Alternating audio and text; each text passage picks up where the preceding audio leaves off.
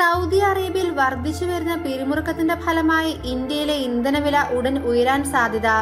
Saudi Arabian എണ്ണപ്പാടങ്ങൾക്ക് നേരെ അടുത്തിടെ നടന്ന ആക്രമണം സമ്പദ് വ്യവസ്ഥയെ തകർക്കാനും ദശലക്ഷക്കണക്കിന് ഡോളർ നഷ്ടത്തിനും കാരണമായി.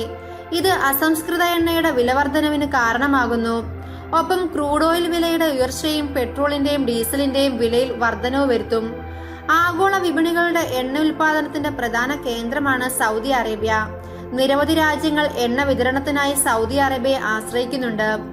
അത്തരം രാജ്യങ്ങളിലൊന്നാണ് ഇന്ത്യ.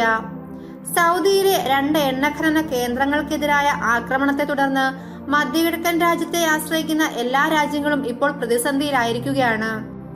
ലോകത്തിലെ ഏറ്റവും വലിയ എണ്ണ കമ്പനിയാണ് സൗദി അറേബ്യൻ സർക്കാർ ഉടമസ്ഥതയിലുള്ള ആരാംകോ. ആഗോള എണ്ണ ആവശ്യകതയുടെ ഏകദേശം 10% ഇവരാണ് നിറവേറ്റുന്നത്.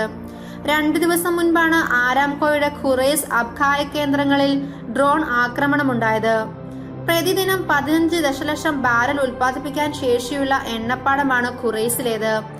അതോടൊപ്പം തന്നെ പ്രതിദിനം 7 ദശലക്ഷം ബാരലിലധികം സംസ്കരിക്കാനും ശേഷിയുള്ള സംസ്കരണ കേന്ദ്രമാണ് അബ്ഖായിക്കിലുള്ളത്. യമനിൽ നടത്തിവരുന്ന പ്രചരണം നിർത്താൻ സൗദിയെ സമ്മർദ്ദത്തിലാക്കാനാണ് ഇറാന്റെ പിന്തുണയുള്ള ഹൂതി ഗ്രൂപ്പാണ് ആക്രമണം നടത്തിയത്. ഇക്കാരണത്താൽ അന്താരാഷ്ട്ര ക്രൂഡ് ഓയിൽ വില ബാരലിന് $71.95 വരെ ഉയർന്നു. ഇത് 19.5% വർധനവാണ് ചൂണ്ടിക്കാണിക്കുന്നത്. ഈ വില വർധനവ് മറ്റു രാജ്യങ്ങൾക്ക് തലവേദന സൃഷ്ടിക്കും. മിക്ക രാജ്യങ്ങളും ഷിപ്പിംഗ് ചെലവ്, ശുദ്ധീകരണ ചെലവ്, ചില്ലറ ചെലവ്, നികുതി എന്നിവ ചേർക്കുന്നതോടെ ഇന്ധനം വളരെ ചെലവേറിയതാവും. പെട്രോൾ, ഡീസൽ തുടങ്ങിയ ഇന്ധനങ്ങളുടെ വിലയിലുണ്ടാകുന്ന വ്യത്യാസം സാധാരണ ജനങ്ങൾക്ക് മേലുള്ള കനത്ത പ്രഹരമാണ്. എണ്ണ വിതരണം വേഗത്തിൽ പുനരാരംഭിക്കുമെന്ന് സൗദി അറേബ്യൻ ഉറപ്പു നൽകിയിട്ടുണ്ടെങ്കിലും വിപണിയെ ഇതിനകം ബാധിക്കുകയും വിലവർധനവ് തുടരുകയാണ്. ഇന്ത്യയുടെ 85%-ലധികം ഇന്ധനവും ഇറക്കുമതി ചെയ്യുന്നവയാണ്.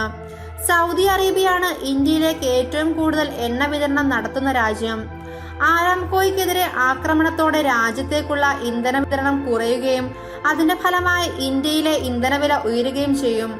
നിലവിൽ കൊച്ചിയിൽ പെട്രോൾ ലിറ്ററിന് 74.1 രൂപയും ഡീസലിന് 69.11 രൂപയുമാണ് വില. നിലവിലെ സാഹചര്യത്തിൽ പെട്ടെന്നുള്ളതും കുത്തനെയുള്ളതുമായ ഇന്ധനവിലക്കയറ്റം അനുവദിക്കാൻ സർക്കാരുകൾക്ക് കഴിയാത്തതിനാൽ ഈ വിലകൾ സാവധാനത്തിൽ വർദ്ധിക്കാനാണ് സാധ്യത.